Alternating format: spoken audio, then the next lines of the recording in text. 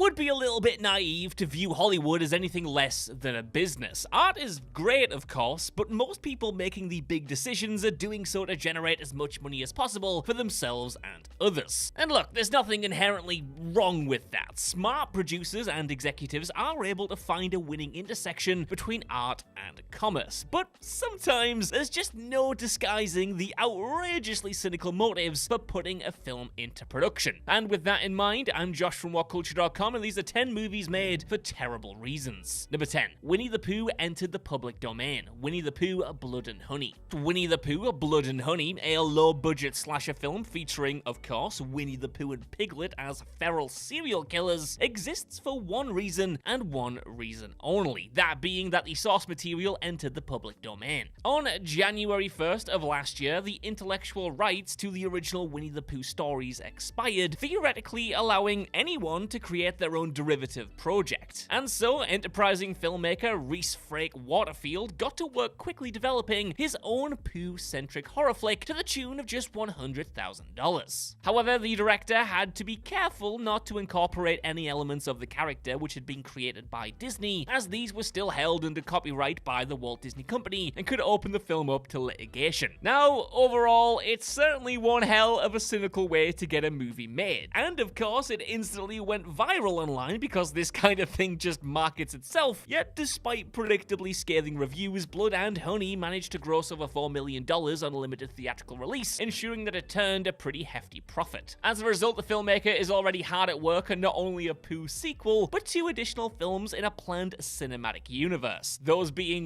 Bambi the Reckoning and Peter Pan's Neverland Nightmare. No, I'm not joking. Number 9. To promote Scientology, Battlefield Earth. To the untrained observer, Battlefield Earth is simply an awful waste of $73 million.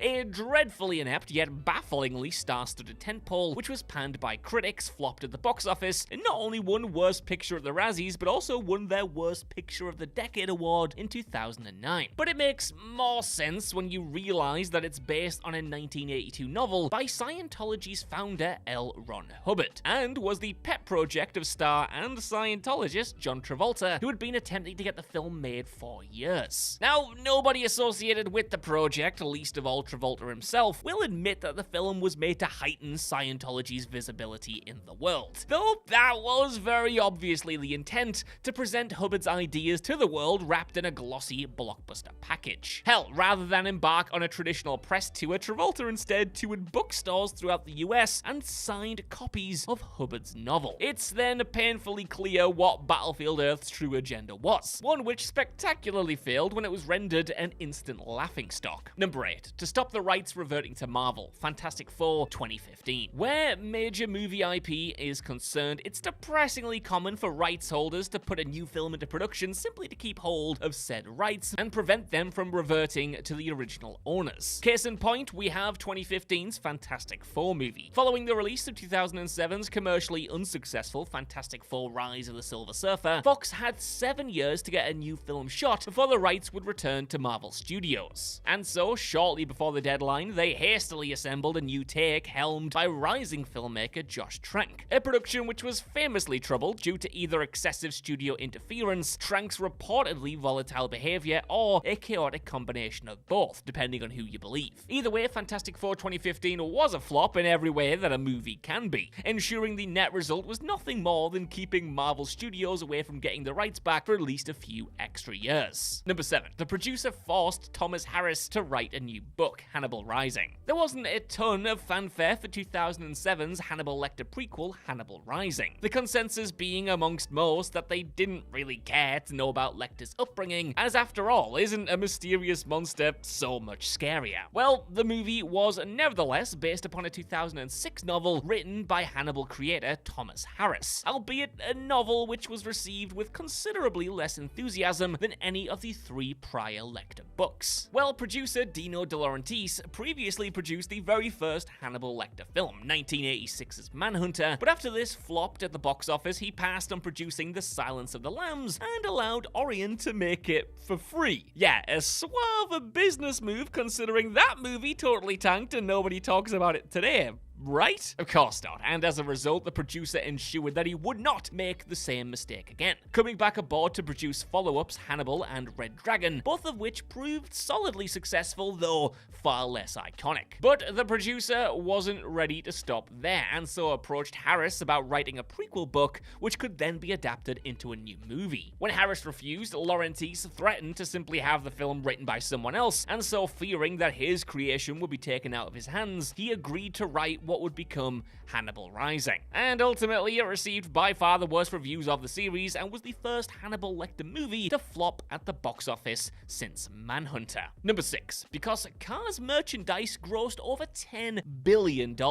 Cars 2. It's not unfair to say that Cars isn't many people's favorite Pixar movie, but you know who did love it? Well, young boys, that's who. While it released to broadly positive reviews and a good but not great $462 million box office, Pixar's lowest take since 1998's A Bug's Life, it didn't seem like a second Cars movie would be a major priority for Disney. And yet, in 2011, Cars 2 was released, leapfrogging long-anticipated follow-ups to Monsters, Inc., Finding Nemo, and The Incredibles, despite the general reception to the first movie being generally lukewarm. But there is one prevailing reason that Cars 2 got the speedier green light, and that's merchandise. Now, if you're not a parent like I am not, it's probably incredibly easy to just not know how many lunchboxes, toy cars, and general plastic tat the first movie actually sold. But before Cars 2 had even been released, the first film generated an eye-watering $10 billion in merch revenue. And yeah, I didn't misspeak there. That's $10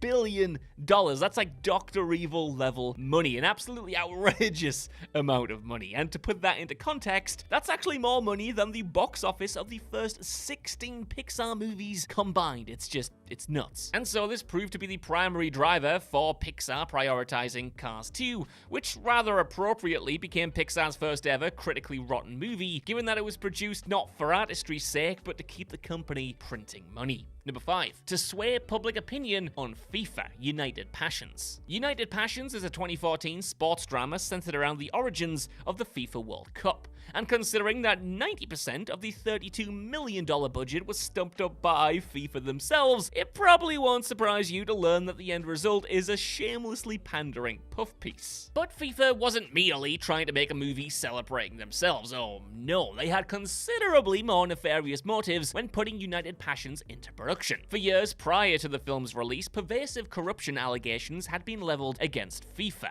and the film was largely mounted as a propaganda piece to combat those claims. The movie's 2015 release ultimately coincided with a formal legal case being mounted against FIFA executives, and the film was wildly lambasted for falsely presenting former FIFA president Sepp Blatter, played inexplicably by the great Tim Roth by the way, as an anti-corruption campaigner. Unsurprisingly, United Passions was universally panned by critics, scoring a rare 0% on Rotten Tomatoes. Number 4. To market Nintendo products, The Wizard. Product placement doesn't get more hilariously egregious than 1989's cult family film, The Wizard, which features prolonged appearances by various Nintendo products, including the doomed Power Glove accessory and the much better Super Mario Bros. 3, the latter of which wasn't yet released in North America. Now, The Wizard came to fruition when, at the start of 1989, Universal approached Nintendo to collaborate on a video game-centric film inspired by Nintendo gaming competitions. And so, a script was rushed into development, with Nintendo having approval on the final screenplay and which of its products would be featured. Shooting was completed that summer and the movie hit screens that December, where it turned a modest profit off the back of marketing that focused on hyping up Super Mario Bros. 3 footage. The critical reception wasn't so hot though, with most skewering The Wizard for being a thinly veiled 100-minute Nintendo commercial, a claim that's incredibly tough for anyone who's seen the film to argue with. Number 3. To delay a proper remake, Hellraiser Revelations. We've already covered the practice of making a movie just so you don't lose the rights to the property, but Hellraiser Revelations, a shoddy direct-to-DVD installment in the once iconic franchise, was a pure hack job